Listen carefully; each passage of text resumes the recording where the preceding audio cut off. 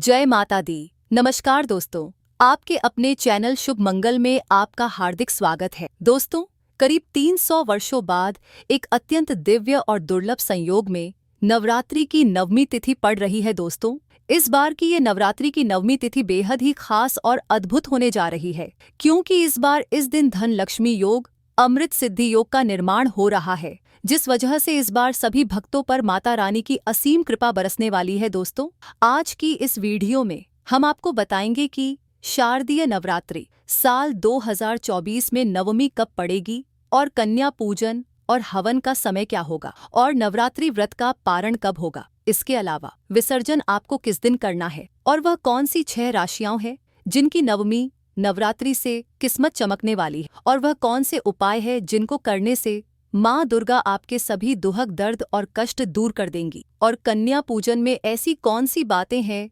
जिनका आपको ध्यान रखना चाहिए, नहीं तो माँ दुर्गा आपसे नाराज हो सकती है। इन सभी बातों की सही सटीक और संपूर्ण जानकारी आज की इस वीडियो में हम आपको विस्तार से बताएंगे, इसलिए वीडियो को आखिर तक जरूर देखें। और दोस्तों, अगर आप भी अपने जीवन में माता रानी की कृपा पाना चाहते हैं तो वीडियो को लाइक करें और कमेंट बॉक्स में जय माता दी लिखना ना भूले। दोस्त, 12 अक्टूबर शनिवार के दिन शारदीय नवरात्रि का समापन होगा। दोस्तों, नवरात्रि में अष्टमी और नवमी तिथि सबसे खास मानी गई है। अष्टमी को माता महागौरी और नवमी के दिन माँ सिद्धिदात्री का पूजन करने के बाद इन तिथियों में कन्या पूजन और हवन आदि किए जाते हैं। वही मान्यता के अनुसार कन्या पूजन और हवन के बाद ही नवरात्रि का व्रत और पूजा पूर्ण मानी जाती है। दोस्तों, दुर्गा महानवमी की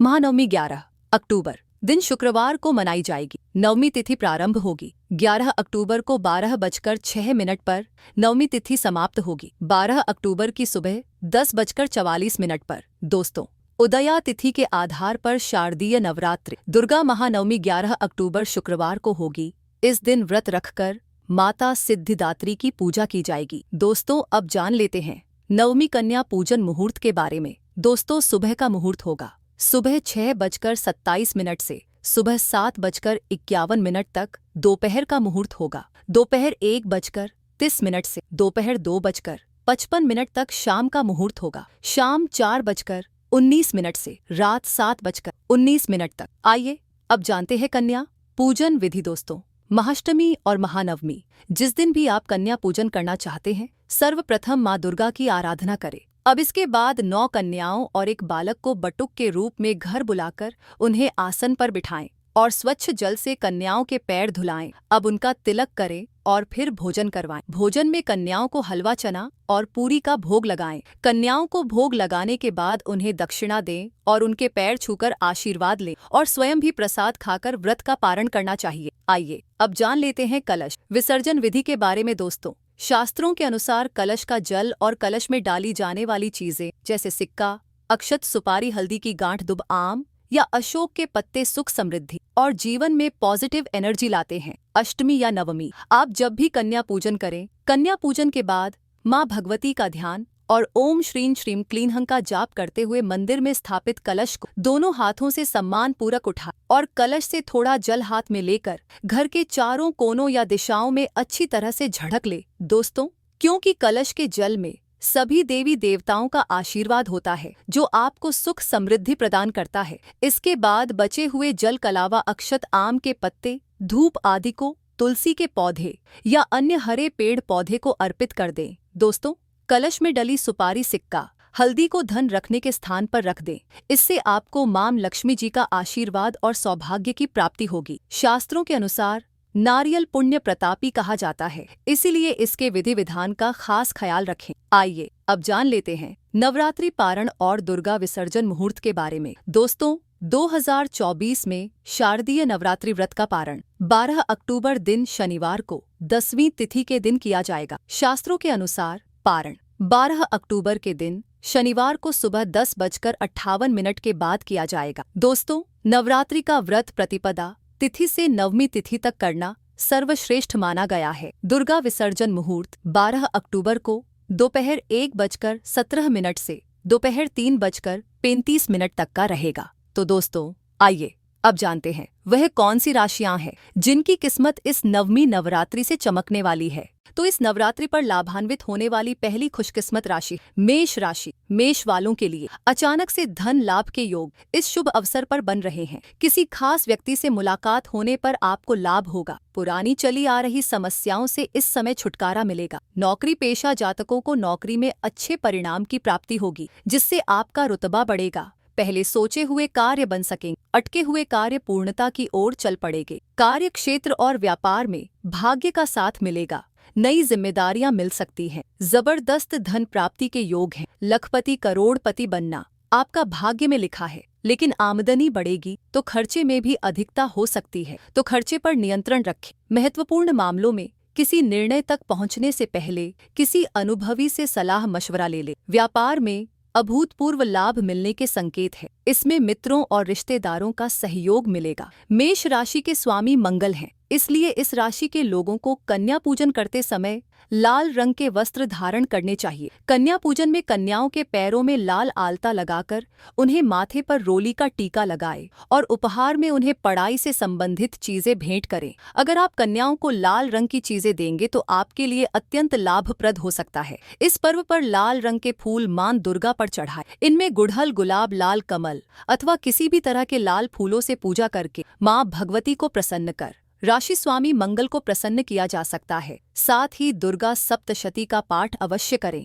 आपको धनवान होने से कोई नहीं रोक पाएगा। वाहन चलाते समय सावधानी बरतें हैं। इस पर्व की अगली भाग्यशाली राशि है वृषभ राशि। सिक्की इस बार मां दुर्गा वृषभ राशि के जातकों पर विशेष कृपा रखने वाली होगी। मां दुर्गा का आगमन वृषभ राशि वालों के लिए बहुत ही शुभ फलदायी होने वाला है। अच्छी सफलता मिलने के योग हैं। धन लाभ के बेहतरीन मौके की तलाश अब पूरी होगी। आप इस दौरान जिस भी कार्य में हाथ डालेंगे उसमें अच्छी सफलता हासिल करेंगे। भाग्य का अच्छा साथ मिलने के कारण आपकी हर एक इच्छा जल्द से जल्द पूरी होगी। धन आगमन के मार्ग प्रशस्त होंगे। आर्थिक स्थिति में सकारात्मक सुधार होगा। जैसे कि कहते हैं, ना पैसों में खेलेंगे। कार्यक्षेत्र और व्यापार में वातावरण पूर्णतया आपके अनुकूल रहे। दाम्पत्य जीवन में खुशहाली आएगी। इस अवधि में विद्यार्थियों को परीक्षा में सफलता मिलेगी। नौकरी पेशा जातकों के प्रमोशन की संभावना है। किसी भी कार्य में हाथ डालने से पहले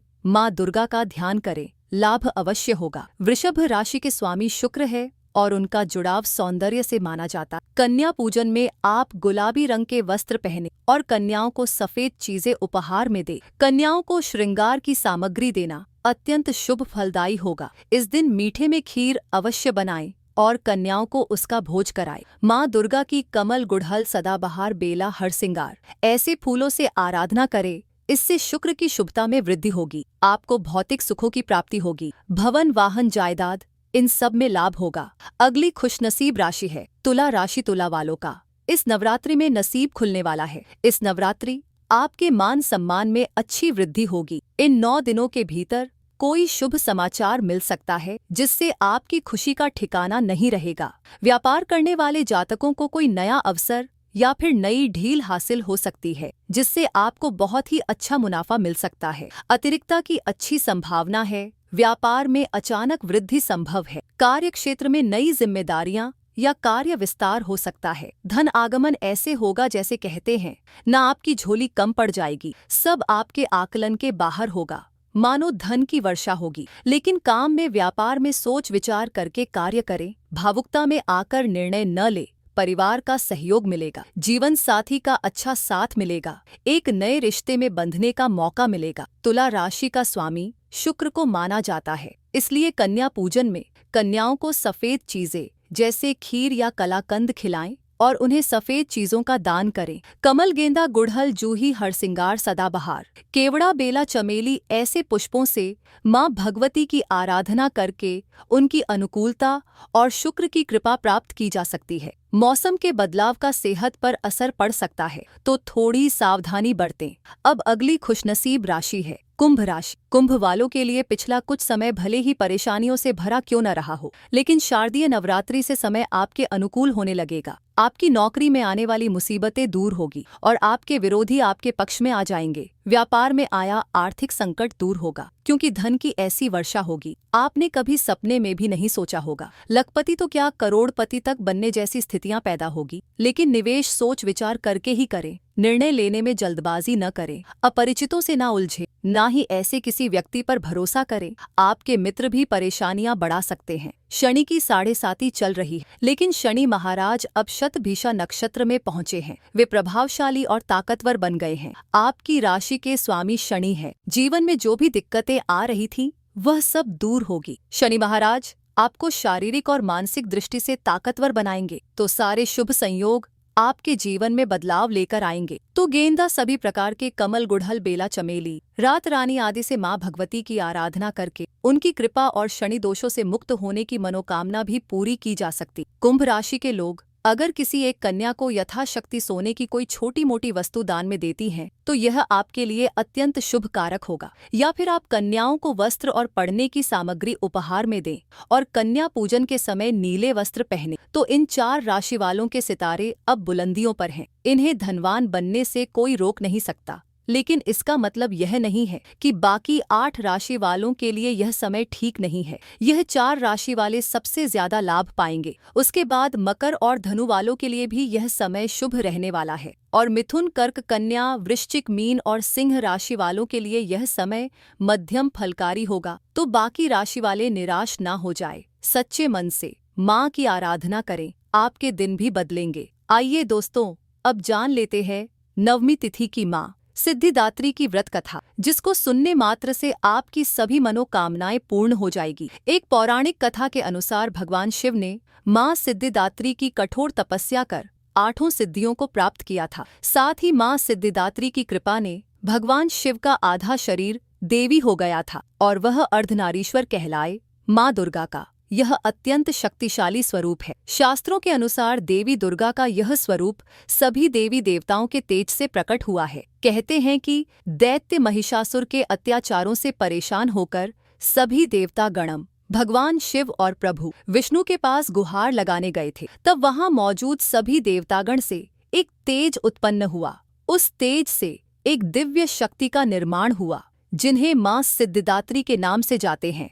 पौराणिक मान्यता के अनुसार माँ सिद्धिदात्री के पास अणिमा, महिमा, गरिमा, लघिमा, प्राप्ति, प्राकाम्य, ईशित्व और वशित्व सिद्धियां हैं। माता रानी अपने भक्तों को सभी 8 सिद्धियों से पूर्ण करती हैं।